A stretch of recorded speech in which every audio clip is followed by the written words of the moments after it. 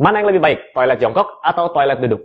Saya dapat banyak pertanyaan, dok, mana yang lebih baik? Saya gunakan toilet yang jongkok atau toilet yang duduk? Nah, jadi di sini saya akan bahas mana yang lebih baik. Oke, kita bahas satu persatu. Dari segi higienis yang pertama, kalau toilet jongkok, jadi tidak ada kontak langsung dengan kulit paha Anda atau kulit bokong Anda.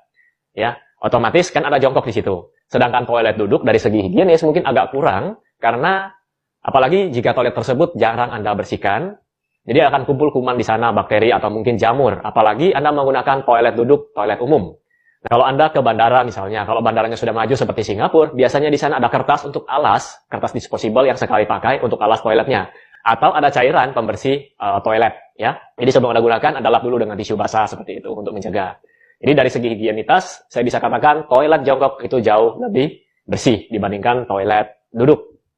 Nah, kelebihan yang kedua dari toilet jongkok adalah lebih mudah untuk mengeluarkan sisa-sisa sampah metabolisme atau kita sebut dengan tinja atau kotoran tadi. Jadi lebih cepat, lebih mudah, dan bisa lebih tuntas dibandingkan Anda menggunakan toilet duduk. Nah, kalau sisa tinja tadi tetap tertinggal di dalam atau kita sebut dengan stagnansi atau tidak bisa keluar dengan sepenuhnya, itu dapat menyebabkan penyakit seperti kanker usus, kemudian usus buntu, dan masalah-masalah usus yang lainnya. Jadi, kalau Anda yang menggunakan toilet duduk, coba Anda cek waktunya. Berapa lama Anda di dalam kamar mandi atau di dalam toilet. Bisa-bisa Anda 1 jam di sana. Ada yang sengaja malahan untuk menikmati toilet duduk mereka bawa koran, ya, kemudian bawa majalah, ada yang main HP di dalam, selfie mungkin. Dan biasanya proses ini lama di kamar mandi. Jadi selain tidak baik buat kesehatan Anda, juga tidak baik untuk anggota keluarga yang lain karena harus menunggu Anda terlalu lama di dalam kamar mandi. Lalu keunggulan yang ketiga dari posisi jongkok adalah dengan Anda melakukan posisi jongkok, ini akan merelaksasi otot pubo rectalis. Jadi rektum Anda akan lebih mudah untuk membuka. Jadi gampangnya gini, pada saat Anda posisi duduk, usus bagian akhir itu agak sedikit berbelok. Nah, dengan Anda posisi jongkok, usus bagian akhir ini akan lebih lurus, jadi lebih mudah untuk Anda buang air besar hingga tuntas. Oke, kemudian kita masuk ke keuntungan yang keempat, yaitu dengan posisi jongkok, sebenarnya Anda menggunakan paha Anda untuk mendukung usus besar. Jadi, akan mengurangi mengejam. Anda tahu sendiri kan, kalau kita mengejam dalam jangka waktu lama di kamar mandi atau di toilet, itu dapat mengakibatkan gangguan kesehatan. Contohnya, Anda dapat mengalami hernia. Hernia Anda tahu kan, usus turun. Jadi bagian-bagian organ itu yang turun atau melorot dari posisi asalnya. Atau juga kita sebut dengan prolaps, ya. Kemudian juga dapat terbentuk divertikulum atau terbentuk kantung-kantung di dalam usus, ya. Nah, yang selanjutnya nomor 5 adalah bagi Anda yang menderita wasir dengan Anda melakukan posisi jongkok tadi, ini merupakan pengobatan non-invasif untuk Anda yang menderita wasir dan cukup efektif. Non-invasif itu artinya ya tanpa dilakukan operasi, tanpa dilakukan tindakan bedah dan sebagainya. Kemudian yang terakhir atau yang keenam, bagi ibu hamil menggunakan toilet jongkok itu dapat mengurangi tekanan pada rahimnya.